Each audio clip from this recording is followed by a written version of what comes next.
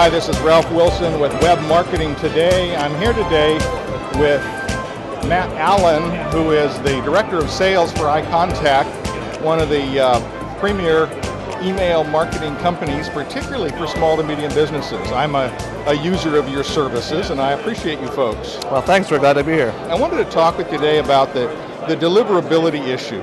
How do I get my emails delivered to, say, somebody who has a yahoo.com address, and what some of those factors are? Now, as we were chatting earlier, you mentioned that part of the issue is reputation, and it's twofold. Tell us what you mean by that. Sure, yeah, well, there's twofold reputation when you're using an email service provider like ourselves. One is our reputation, and another one is your reputation as a sender. So, your reputation, that is, if you've got spammy people that you allow as your clients, it's going to ruin the reputation for everybody. That's absolutely right. If we get blacklisted from MSN, all of our clients are blacklisted from MSN. So do you ever fire a client? We unfortunately regularly fire clients every month for using bad practice in their email marketing. So we ask people to always use opt-in practices, that is permission-based email only. Okay. And unfortunately some people read those things or know about them, or sometimes unknowingly, and send messages without permission anyway, get too many complaints, and we have to terminate our relationship. So you look at the complaint level from a particular sender on one of your clients, and if the complaint level is too high, they're gone. We constantly monitor our clients' complaint level, and depending on the circumstances, and how long they've been a client of ours, and just the other circumstances, because sometimes there is fraud involved. We've seen all kinds of things, but yeah, absolutely, we have to be pretty careful about it because it is our reputation at stake. They are determining our reputation, and it affects. I mean, I'm one of your clients, so if you're pretty picky about the kind of mailer that you have, it helps me.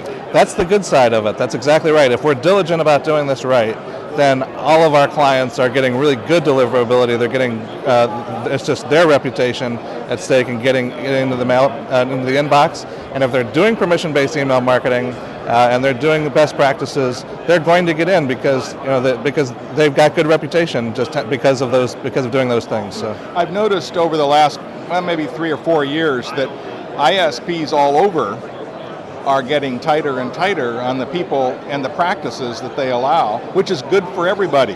Yeah, that's true, and actually the definition of spam has kind of changed over the years as well. It used to be, spam was, I didn't ask for that, and you sent me that, and I'm not interested in it anyway, and so that's spam. Now, I can actually sign up for a message with you, and you may send me something, and if I don't recognize what it is, or I don't remember it, or it doesn't look like it's something that's interesting to me, or wasn't exactly what I signed up for, I call that spam. I mean, that's what people are now calling spam, and that will impact everybody's reputation. So it's not only just to get that permission is important, but also sending relevant content is really important. I see it as when someone signs up, say, for Web Marketing Today newsletter, I have kind of an unwritten contract with them to deliver to them what they think they signed up for. And therefore I'm very careful not to send a bunch of, this offer and that offer that people get tired of very fast. They will shut me down, and it'll hurt your reputation if enough people complain. Deliverability also is affected by the sender's reputation. How does that work? Yeah, that's true. I mean, so if you as a sender we're doing other things, with other services, maybe because we have people actually that they'll use a, for lack of a better word, I'm just saying a Russian service provider that has about 20% deliverability, and they're doing spammy kind of things over there. Well, they may get on a blacklist for a URL. If they use that link in a message with us, that blacklist is out there. It's gonna be flagged right away, and we'll be getting a phone call. I've noticed with one of my advertisers who was in Eastern Europe that when I used their URL in an ad, you folks flagged it. And so I had to do a redirect because you're watching out for your reputation and the reputation of all your clients along with it. Yeah, that's true. We do. We have quite a bit of spam, actually, pre-message or pre-send spam screening, so that we make sure that we're not going to send anything, even inadvertently, that because it's amazing how many words can even get flagged that you wouldn't even think about. Like a $sign in the subject matter is spam. You don't think about that, but that's just that's the way it works. So now, do you folks use was it Spam Assassin Spam Assassin has a list of words that is that the one you use? That is what we use. Yes, check? that's right. That's correct. And that's available actually to anybody that wants to look up spamassassin.org. I think is the site. I think that's right. Yeah. And they can check their email. And I think most email service providers have that kind of check now. But it's worthwhile going out because you might flag something that will lower your deliverability. Now it sounds like if you're a sender, your past sins can find you out. So you've developed a reputation. Your return address has developed a reputation. Your domain has a reputation, and so you really. Your phone number has a reputation. Really? We've had phone numbers flagged for spam. Yeah, because they were associated with another message. We have been successful in helping people fix their record and get through that.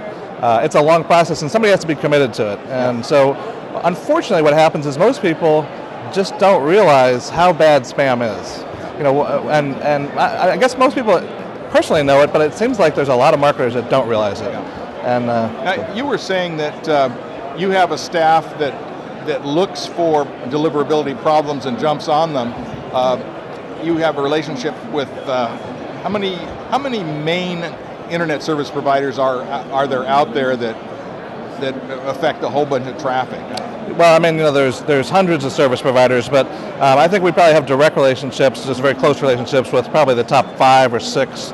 And then we have a kind of an as-needed relationship with just about anybody. We know how to pick up the phone and talk to them, and we send millions of messages, hundreds of millions of messages a month, and so most everybody knows who we are, and a service provider like us. And that is the advantage of trying to do versus trying to do it on your own, because I've done some of that too. Yeah, if you try to get Yahoo on the phone and work out a spam problem, you're going to have a little trouble. Yeah. Now there are a couple of webmaster kinds of services that Yahoo has and AOL, and there are probably some others that I'm not aware of that you can sign up for yourself so they know who you are. Yeah, absolutely. All of them do have that, and and there's information out there.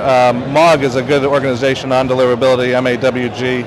Couldn't tell you what it means right now, but anyway, that's kind of a leading organization, and they have lots of information about deliverability. If you want to try to do it yourself, they can show you how to do that. The problem becomes when you get into a problem, how do you resolve it? Right. And so if you have a staff, if you got a relationship with all those people, it makes it much faster. That's why I went from trying to do it myself with software to going with you folks, because no small business has the staff to do those kinds of relationships that are necessary to get deliverability. Now, you mentioned that there is a kind of an industry-wide monitor of deliverability. Tell me about that. Pivotal Veracity is a third-party monitor, that's correct. And so we pay Pivotal Veracity, as do most of the email service providers, most of the major ones, to audit us once a month. So they're sort of like a Cooper's or whatever, going out, and they'll send us seed addresses, and then they determine how our deliverability is on that. On a month-to-month basis, they publish a report, and you can get that online. But if you're looking for a service provider, you might want to look up their deliverability, and this is publicly available at Pivotal Veracity site, probably? It is. It absolutely is, and I would also ask your provider, if they are monitored by Pivotal Veracity, what those numbers are. A lot of times ESP, if they don't have great numbers, will give their numbers rather than Pivotal Veracity. Okay. So. Well, thanks for sharing with us. Tell us about iContact and what you do. Sure. Well, iContact, we're a company that's growing like by leaps and bounds. We have about 22,000 customers. We make it really easy to make, send, and track email marketing messages. And it's just all online, very easy to use tool. Well, Matt, it's been great talking with you today. This is Ralph Wilson with Web Marketing Today.